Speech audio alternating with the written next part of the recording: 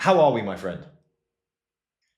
Ready, born ready. I love to hear it. How are you doing? It's a great day to be on the live stream.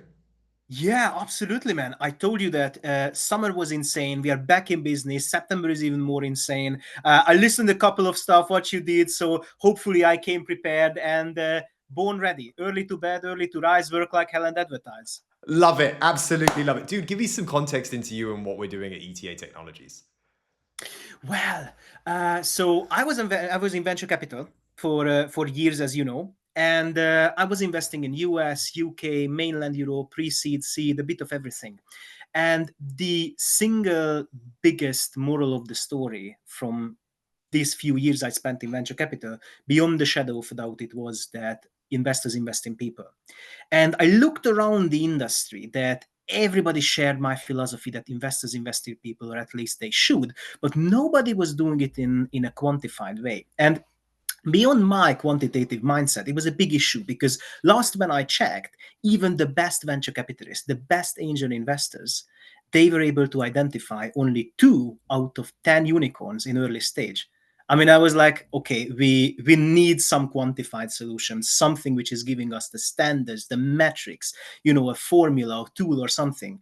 And that's why I quit my job, founded ETA Technologies, really profound idea.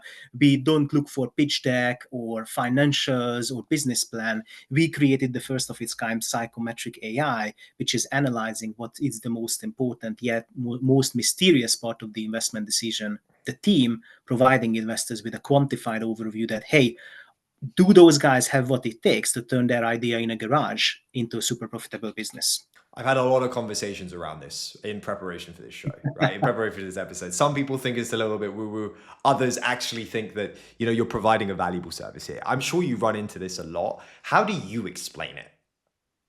Well, I always say that, from a founder standpoint, like, what we do as we tested 10,000 startups, we really can pinpoint you in the direction whether you're going to make it or not. So if you're going to make it, that's good. It feels good to your ego that, you are a great team. Boom. If not, I mean, if you have cancer, would you want to know you have cancer? Of course you want to know you have cancer. And the beauty of my technology that I'm providing like a blueprint as well, because entrepreneurship is something what you can improve, what you can learn easily if you know what are the missing elements. From an investor side, a really simple sales, the more data you have, the better decision you are going to make. And when I looked around back in my days, people were doing a lot of crazy stuff in order to evaluate the team. I mean, number one, of course, checking the background of those founders. Someone is ex-Google, ex-McKinsey, graduated from Harvard, Yale, so on and so forth. Now, if you look into any surface level psychology study, you will find that none of those metrics, none of those data is actually predictive. Because yes, for sure, individually, those people are extremely smart, but where is the mathematical proof? Where is the guarantee that they can work together under a lot of pressure? And from that moment on, all I am saying that, look, do you have a degree, a PhD in like team dynamics and psychology? If not, you need my tool. If you have, like, tell me something I don't know. But isn't the whole point of early stage investing not just betting on like the technology itself, but the people? And do we need to have this deep understanding and all these psychometric like testing points when actually you've got a gut feeling? Or is what you're building actually enhancing that gut feeling? And if something's wrong, you are able to eke out what that is. Yeah, absolutely. I never ever promote my technology as one of those AI solutions which is going to replace you or take your job, or this is going to be, the next venture capital analyst. You can fire all those guys who are working at the moment in the floor. All I do, either I challenge or confirm your first impression about the team. Mm-hmm. I do it scientifically. So I'm not just looking in the eyes, shake hands, playing a 9 hole of golf. I'm actually going deep because maybe, if you are in the industry for like 20 years, 30 years, Anderson Horowitz, once again, maybe you have a very good intuition. However, the thing is that you see one person. You invite them to the golf course, you invite them to the bar, have a cup of coffee, something like this. You're not gonna see the team chemistry and the dynamics, which is really leading to success or failure.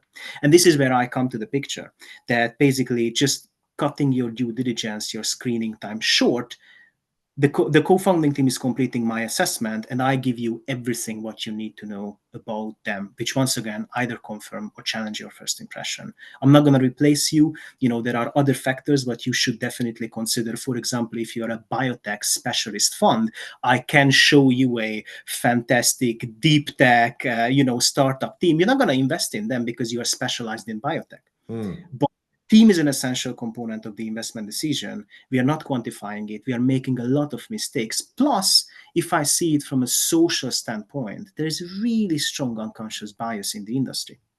And we want to eliminate it, because what I show you about the team is not their gender, religion, or any of that, because none of it is really predictive. I show you and quantify you sheer entrepreneurial potential.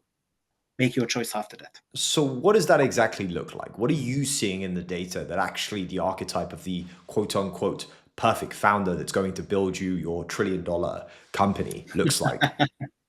So we started the company in 2021 with a really profound idea that, on academia, there is an interesting love child of studies called the entrepreneurial persona, which is partially in psychology, partially in management studies. Obviously, I'm not the first person asking the question that what makes a great entrepreneur. And what we realized that there is a lot of research going into this. So we used a lot of this stuff from the academia papers, from Harvard, Yale, Cambridge. But also back when I had this vision that I want to create ETA Technologies, I was in VC. So, if you are in, you are in. They treat you like family. And I was extremely lucky and privileged that I managed to personally customer interview 150 like seasoned investors. Did you go out of your And way to do that, or was that just something that came with the job? sorry. Did you go out of your way to do that, or was that something that came with the job?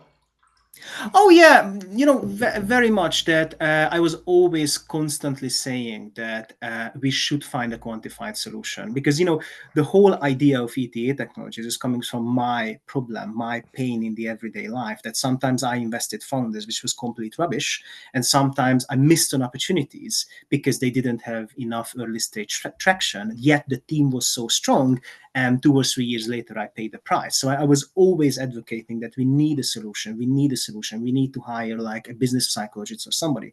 Nobody listened, to be honest with you. They said that yeah, that would be very nice, but that this doesn't exist. It's not part of the periodic table. So just sit down with them, look into the eyes, play a 9-hole of golf, and everything will be fine.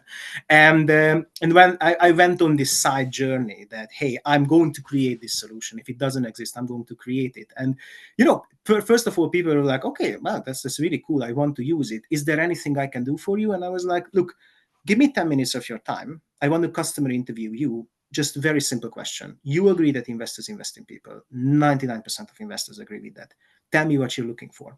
Because when we put together the technology, we wanted to measure something which is academic and something which is equally like practical.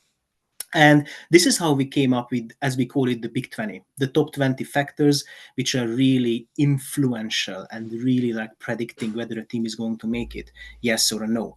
And just to tell you another twist in the story, from day zero, I wanted to be something greater than another scoring system. Because if I tell you, frankly speaking, that, hey, your team is 7 out of 10 in resilience, this is not really helpful, because everybody knows that, a startup team must be like resilient. 7 out of 10, is it good, is it bad?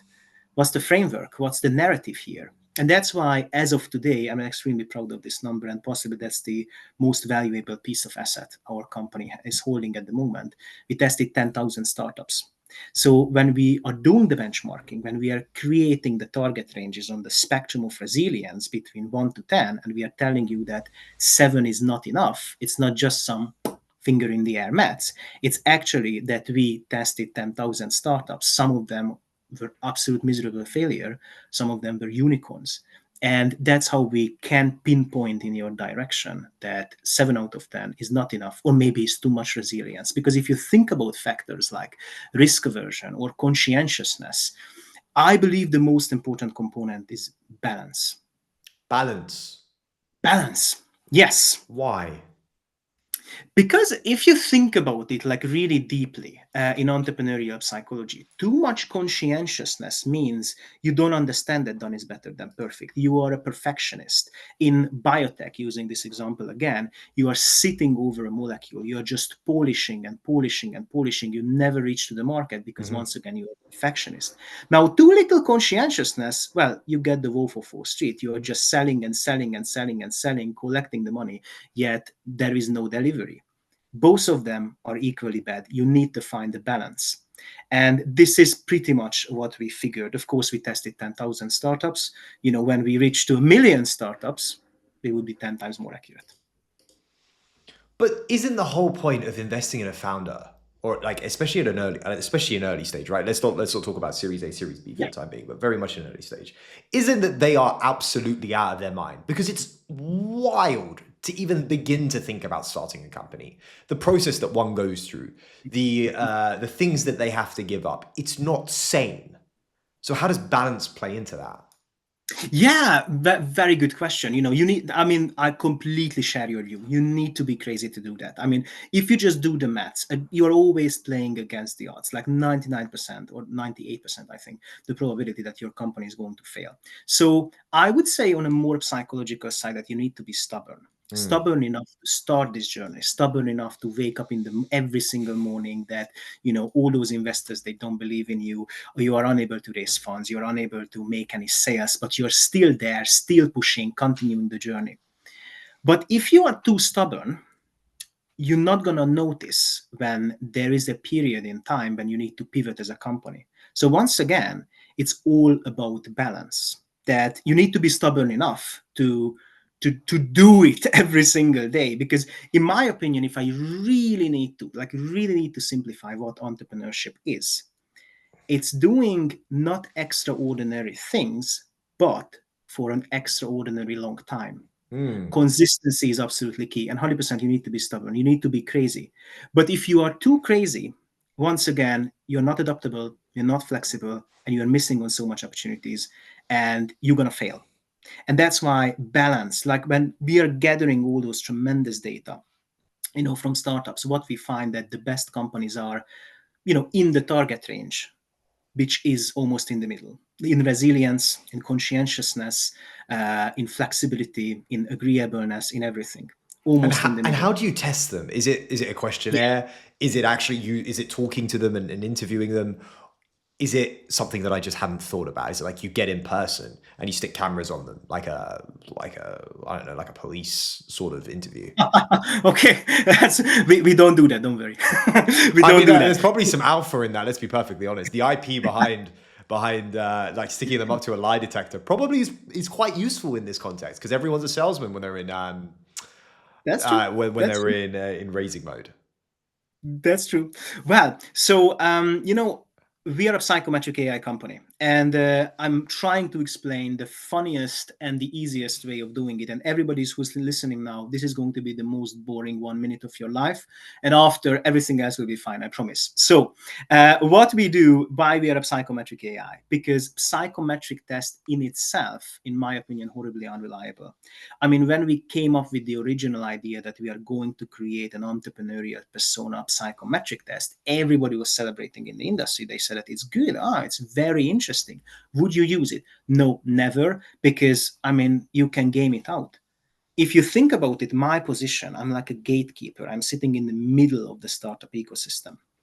On the one hand, there are the founders who do everything to get the money. And as an ex venture capitalist, when I say everything, I really mean it. So I am playing against unlimited entrepreneurial creativity. On the other side, I have my clients, angel investors, family offices, venture capital funds, PE firms, so on and so forth, who always expect me to report reliably and accurately. And that's Hmm. why we came up with our little insurance policy, which is once again balancing the unreliability of psychometric testing. Because what we do is a double data gathering system.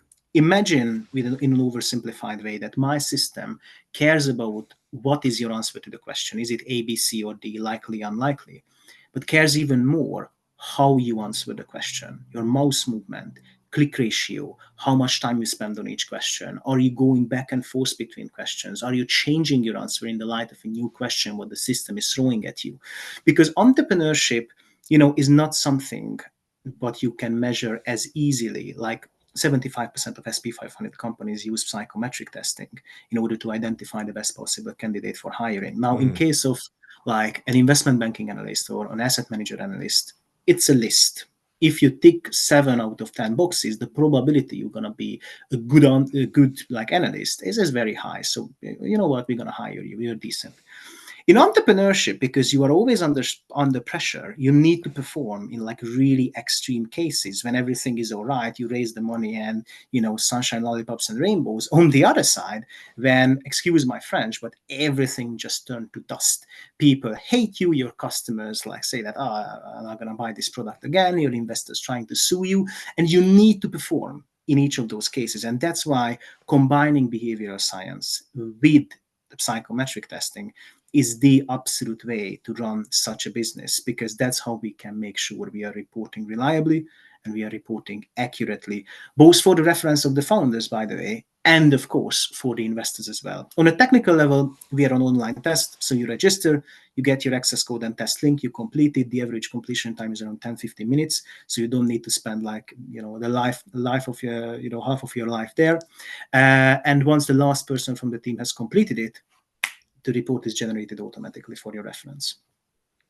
So when you look at a founder like Elon, or you look at like Jeff Bezos, or you look at Sam Altman, like how would they rate on your test? Well, it's a very good question. I would die to do it. So if they are listening at the moment, please reach out and allow me to give you a free assessment right here and right now. I believe I really, really, really, really like the example of like Steve Jobs and Bill Gates, because I think it's a perfect case study that meanwhile there are a lot of people who are looking for a perfect blueprint and they try to interpret entrepreneurship as a black and white exercise. Almost emulate certain characters, right? Exactly. Like if you take a look at the early days of Apple, Jobs has always been a visionary, a dictator. I set the agenda, we are going this way, either you submit to me or I'm going to bulldoze you out from the business. Bill Gates was completely different. He said that, look, I just want to surround myself with really smart people. And what's the agenda? I don't have an agenda. We're going to figure this out together. Two completely different team dynamics, energies, like couldn't be more different. Yet both of them are extremely successful. Why it's possible? Because what really matters to find the people who you can work with. And there is no like black or white that, okay, this is an awful team, this is a great team. If you find the people who you can maximize, with a scientific term, your entrepreneurial persona collaboration, you are going to be successful. But even if you surround yourself with your best buddies or the smartest people in the room, there is no guarantee that this team is going to result, with exceptional outcome. Dynamics and chemistry is what really matters.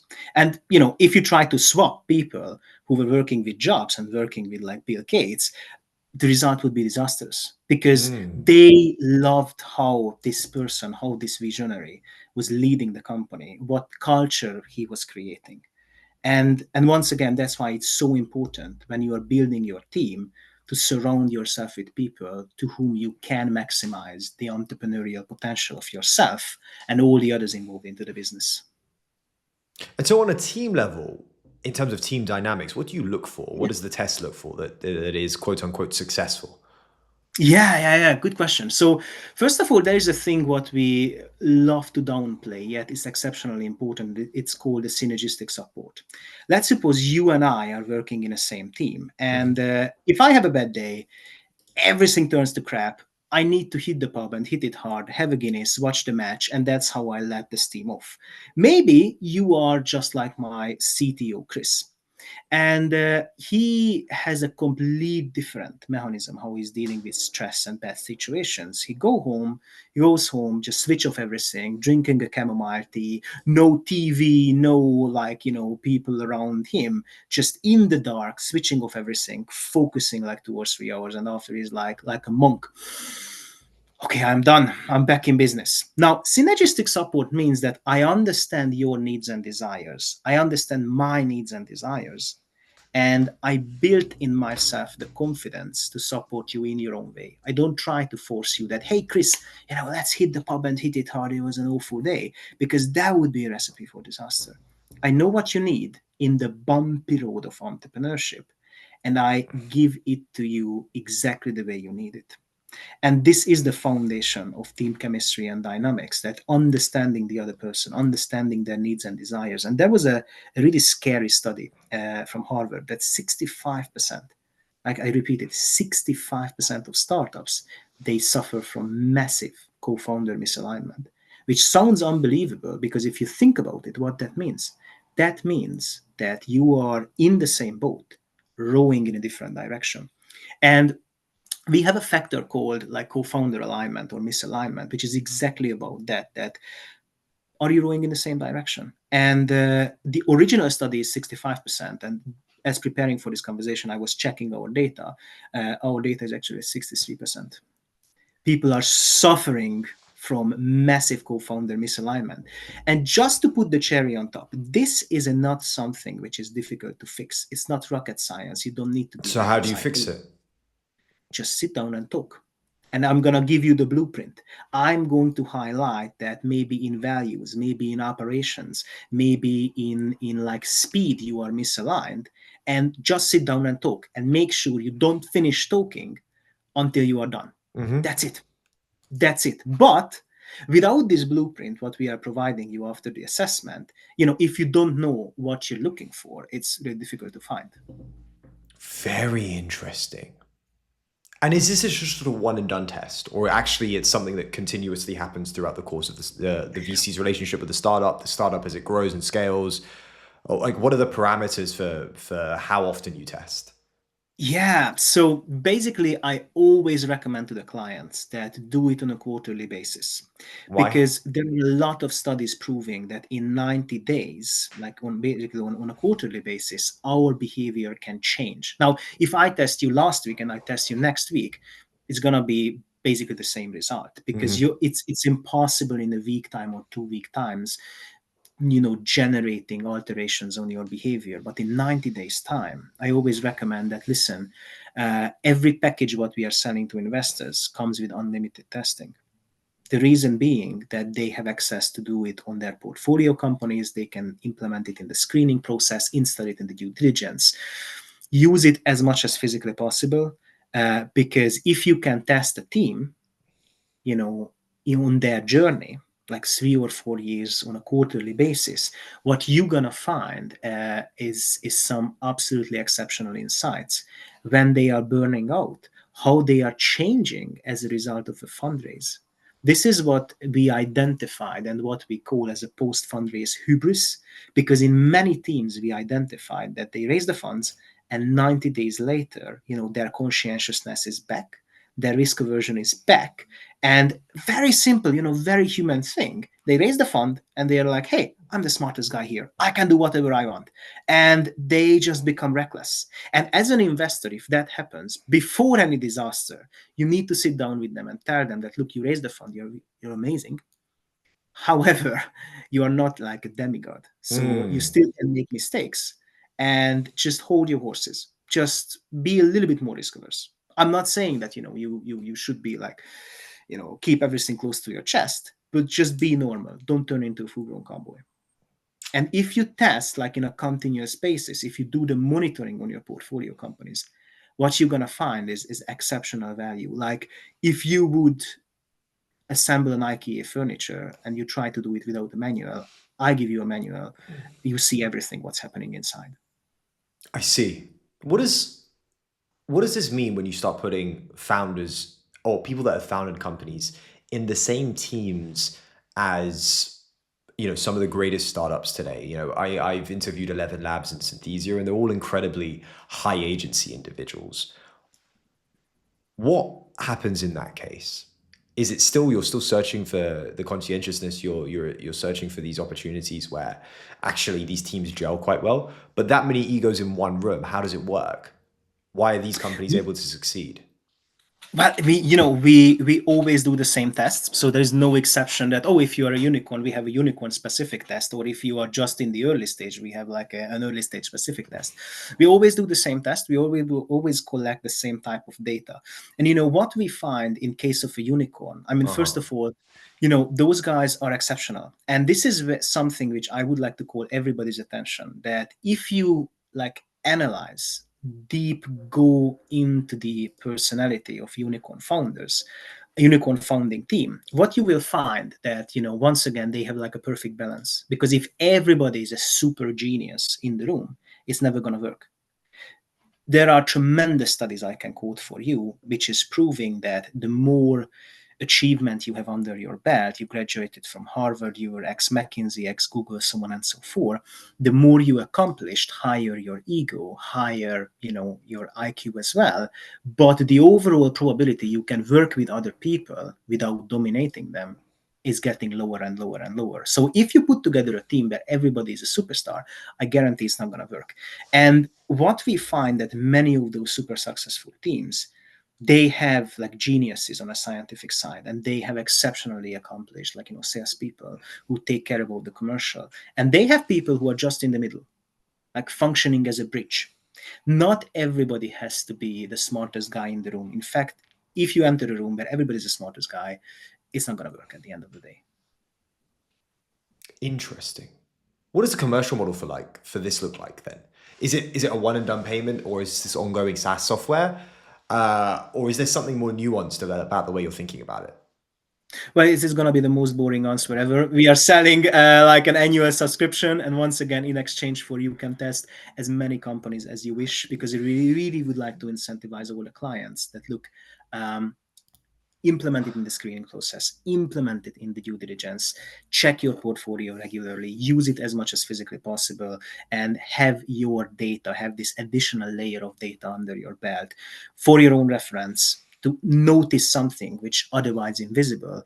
And once again, the more data you have, the better decisions you're going to make. For startups, obviously we have a significantly smaller package. For them, we are basically offering that, look, test on a quarterly basis, especially when you plan to extend the team, because this really can mess up the carefully crafted team chemistry or dynamics, and make sure that you extend the team when you are ready for that. So if you have like a massive co-founder misalignment, maybe delay it with 2 weeks. First of all, fix it. Make sure that everybody's rowing in the same direction.